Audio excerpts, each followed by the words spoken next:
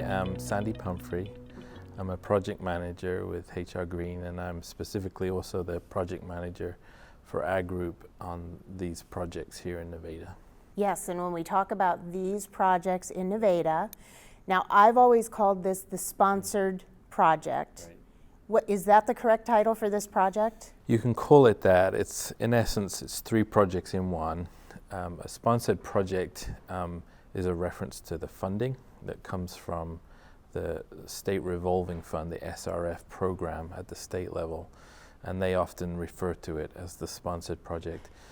Because there are three projects here, we are referring to them as those three different projects. Okay, so tell us what are the three projects that are going to be happening in Nevada? Sure. So the first one is West Indian Creek. There are a number of areas of that creek that are eroding, and so we're going to come in with some scientific methodology and look at ways to shore up that creek so that it stabilizes it, so a creek restoration or stabilization project. The next one is a tributary to that, so it's kind of upstream of that creek, just on the south side of Lincoln Highway, behind the homes right there, and we're going to do some similar things in that area. And then the third project is at Harrington Park, where we're looking to put in a series of wetland features all really for water quality benefits. Okay. So those are the three projects. Okay. Let me break those three down again. First of all, how are we funding these projects? We talked about this with the residents, or we wrote about it a while back, but let's remind them again how we're funding it and why it's happening. Yeah, so the state has, again, this program called the Sponsored Project Program under the State Revolving Fund. How it works, quite simply, is that when you take out a large loan for a wastewater project, as the City of Nevada has done for the wastewater treatment works, the interest that you would normally pay back on that loan over time is able to be reduced by doing a sponsored project. So in essence, the city is getting an additional project for the price of one.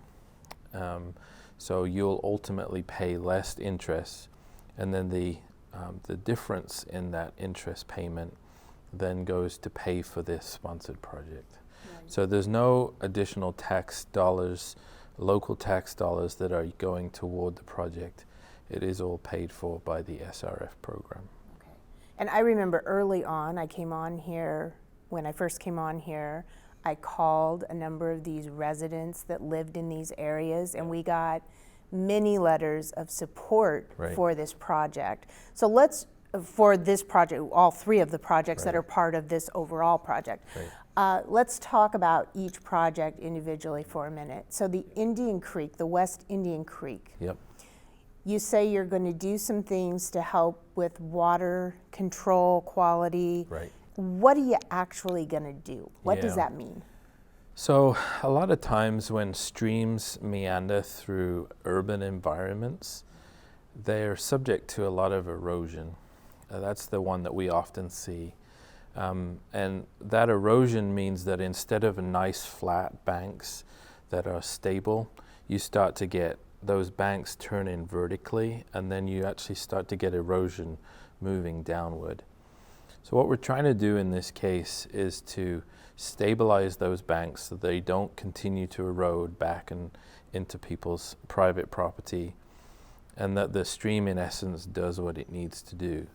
Obviously, when streams flow on a day like today where it's not raining, there's no big floods coming, it doesn't look like much, it's just a trickle in the bottom. But when you start to get really big rains upstream, then it really taxes those stream banks. It fills up, and then it starts to do all sorts of strange things that take out soil and material. And a lot of times cities and owners will attempt to stabilize those banks with often broken concrete or maybe some riprap or whatever they have to try and stop it keeping going. So what we're trying to do is to look scientifically at that whole stretch of stream and say, what is causing that erosion, and how can we put targeted things in place so that it stabilizes it and that nature then can do what it is meant to do. That will be interesting. Let's talk a minute about project number 2. So it's what we call upstream of Indian Creek. It's in a number of the backyards there where there's some ravines by the trail, and it's a similar principle. It's not a running stream all the time through there. It's often a dry ditch which will fill up with water again when it rains. You'll still get erosion, but it's not an ongoing stream. So we're doing some similar things in that area. There's also quite a bit of debris along the ditch on Lincoln Highway. If you go look at it, there's some brick debris in there that we're going to remove, stabilize that out, and just kind of clean it up. Okay. Are those 2 projects a little bit tied together since they're right there together? They are. The plan at this point is to bid all 3 projects separately. So we could have potentially 2 contractors working at the same time in a similar area because they are separate, but they are also very close to each other as well. Okay. Let's turn to the Harrington Park project. Harrington Park floods a lot. Is that part of what this project will be about, addressing that? Yeah, so Harrington Park is an interesting area. It's kind of divided into the railroad right through the middle.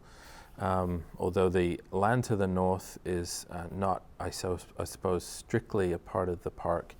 The project, though, will include the area north of the railroad and the area south in the park itself. And what we're trying to do there is actually not stop it flooding, but work with what nature is already doing. So by creating these wetlands, what we're trying to do is, in essence, accommodate those floodwaters and put them to use in creating a water quality benefit. We're not trying to send the water downstream any faster. We're not trying to hold on to it. We're just trying to work with what nature is already doing there. Okay, I have to ask you one more thing. When you say that, what does that mean you're going to do? Yeah. So this is what we call a constructed wetland. So wetlands often are natural. They just sort of develop over time based on the conditions. This is one where we're actually creating the conditions for a wetland to start to form. So we're creating some very meandering channels that will be in that area. We're doing some what we call deep pools, which will enable some of that water quality to occur, some of that sediment to fall out, and so on. And then plantings will be a big part of it as well, to make sure that the area is able to thrive over time. And again, it will start to look like a natural wetland after a number of years. Okay, all right. There won't be any danger to people who are in the park from where the water's gathering then? No, the pools will be fairly shallow, but the intent is for it to hold that water so it allows the sediment to fall out. But no, we're looking at where those pools are to make sure that they're not right next to where people would walk and so on. So. Well, that will be interesting. Explain to me a little bit about the timeline and what people will see and when they'll see it happening in town. So there's a couple of activities that we still need to occur before we go out to bid and construction. At this point, we're at about the 60% design level. We've gone through a number of steps so far. The first one, of course, was actually putting in the application to begin with to get the funding, and that's all been done. Then we started on the journey of designing out the different, the specific elements of the design. And we're very close here to submitting those 60% plans for review by both the technical reviews at the funding program, the SRF program, and also by you as the client. And so once those are reviewed, then we'll move on to 90% and 100% in fairly short order at that point. Would say the two big milestones that we will need to really look at in earnest over the next few months are acquiring the necessary easements, because not all of this is on public land.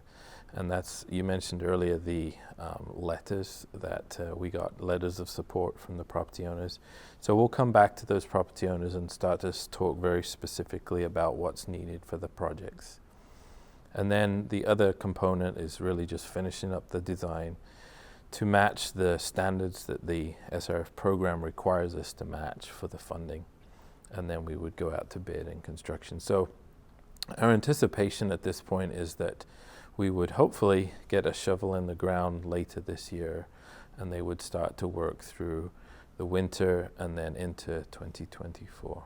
Okay, so we will see some of this work happening next year. That's the hope, yep. Okay, now tell me why these projects are important to Nevada residents. What are we going to see as the biggest benefit that we've done these? Yeah, so all three projects really are, again, a little bit different. They all have slightly different purposes, but the SRF program itself is about water quality.